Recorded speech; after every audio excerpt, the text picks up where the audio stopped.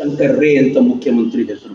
Shock treatment ಕೊಡಬೇಕು ಅಂತ ಕೇಳಿದ ತಕ್ಷಣ ಇಂದಿರಾ ಗಾಂಧಿ ಕೇಳಿದ್ರು, ಏನ್ ಮಾಡ್ಬೋದು ಇವರಿಗೆ ಪಾಠ ಕಲಿಸ್ಬೇಕು ಅಂತಂದ್ರೆ ಸಿದ್ಧಾರ್ಥ್ ಶಂಕರ್ ರೇ ಹೇಳಿದ್ರು, ಪಶ್ಚಿಮ ಬಂಗಾಳದ ಮುಖ್ಯಮಂತ್ರಿ, ಏನಿಲ್ಲ ಒಂದೇ ಒಂದು ಕೆಲಸ ಮಾಡ್ಬೋದು ನಾವು ಇವರಿಗೆ, ಸಂವಿಧಾನದಲ್ಲಿ ಎಮರ್ಜೆನ್ಸಿ ಹೇರುವಂತ ಅಧಿಕಾರ ಇದೆ.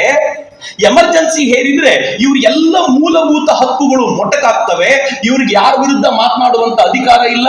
ನಾವು ಹೇಳದಂತೆ ಕೇಳಬೇಕು, ನಾವು ಹೇಳದಂತೆ ನಡ್ಕೊಳ್ಬೇಕು ಅನ್ನೋ ಪರಿಪೂರ್ಣ ಅಧಿಕಾರ ಬರುತ್ತೆ. ಒಂದು ಸಲ ಈ ದಂಡವನ್ನ ಚಲಾಯಿಸಿಬಿಟ್ರೆ ಇವರೆಲ್ಲರೂ ನೆಟ್ಟಗಾಗ್ಬಿಡ್ತಾರೆ. ಎಮರ್ಜೆನ್ಸಿ ತರಬೇಕು. ಎಮರ್ಜೆನ್ಸಿ ತರಲಿಕ್ಕೆ ಯಾರು ಒಪ್ಪಿಗೆ ಕೊಡಬೇಕು? ನಾವು ಸದನದಲ್ಲಿ ಮೊದಲು ರಾಷ್ಟ್ರಪತಿಗಳು ಹೂ ಅನ್ಬೇಕು, ಅದಾದ್ಮೇಲೆ ಸದನದಲ್ಲಿ ಒಪ್ಪಿಸ್ಕೊಳ್ಬೇಕು. ಸದನದಲ್ಲಿ ಬಹಳ ಕಷ್ಟ ಇರಲಿಲ್ಲ. ಇಂದಿರಾ ಗಾಂಧಿಯ ಎದುರಿಗೆ ತಮ್ಮ ಸ್ವಾತಂತ್ರ್ಯವನ್ನ ಅಡವಿಟ್ಟಿದ್ದ ಬಹಳ ಜನ ರೆಡಿಯಾಗಿದ್ರು, ಅವರೆಲ್ಲರೂ ಸೈನ್ ಮಾಡ್ತಾ ಇದ್ರು. ಈಗೇನಿದ್ರು ರಾಷ್ಟ್ರಪತಿಗಳನ್ನು ಒಪ್ಪಿಸ್ಬೇಕಿತ್ತು. ರಾಷ್ಟ್ರಪತಿಗಳು ಫಕ್ರುದ್ದೀನ್ ಅಲಿ ಅಂತಿದ್ರು. ಫಕ್ರುದ್ದೀನ್ ಅಲಿ ಅವರಿಗೆ ಇಂದಿರಾ ಗಾಂಧಿ ಅವರ ಕಡೆಯಿಂದ ಒಂದು ಮುಚ್ಚಿದ ಫೈಲ್ ಹೋಯ್ತು.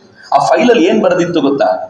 ನಮ್ಮ ದೇಶದಲ್ಲಿ ಆಂತರಿಕ ವ್ಯವಸ್ಥೆ ಹದಗೆಟ್ಟಿದೆ, ತುರ್ತು ಪರಿಸ್ಥಿತಿಯನ್ನ ಹೇರಬೇಕಾಗಿದೆ ಅಂತ ಹೇಳಿ ಅಂತ ಬರೆದಿದ್ರು. ಒಂದು ಲೈನಿನ ಸ್ಟೇಟ್ಮೆಂಟ್, ಡೀಟೇಲ್ಸ್ ಏನಿರಲಿಲ್ಲ. ಆಂತರಿಕ ಪರಿಸ್ಥಿತಿ ಎಲ್ಲಿ ಹದಗೆಟ್ಟಿದೆ, ಎಲ್ಲಿ ಕೋಮುದ್ವೇಷದ ಜಗಳ ನಡೀತಾ ಇದೆ, ಎಲ್ಲಿ ಜನ ದಂಗೆ ಎದ್ದಿದ್ದಾರೆ, ಏನೂ ಇರಲಿಲ್ಲ. ಒಂದು ಸಾಲಿನ ಸ್ಟೇಟ್ಮೆಂಟ್. ಫಕ್ರುದ್ದೀನ್ ಅಲಿ ಹೇಳಿದ್ರು, ಡೀಟೇಲ್ ಸ್ಟೇಟ್ಮೆಂಟ್ ಬರ್ಕೊಂಡು ಬನ್ನಿ, ನಾನು ಸೈನ್ ಮಾಡ್ತೀನಿ ಅಂತ. ರಾತ್ರಿ 11:15 ಫಕ್ರುದ್ದೀನ್ ಅಲಿ ಅವ್ರ ಮನೆಗೆ ಒಬ್ಬ ಸಾಮಾನ್ಯ ವ್ಯಕ್ತಿ ಹೋಗಿ ಆ ಫೈಲ್ ಅನ್ನಿಟ್ಟ. ಅವರು ಸೈನ್ ಮಾಡಿದ್ರು.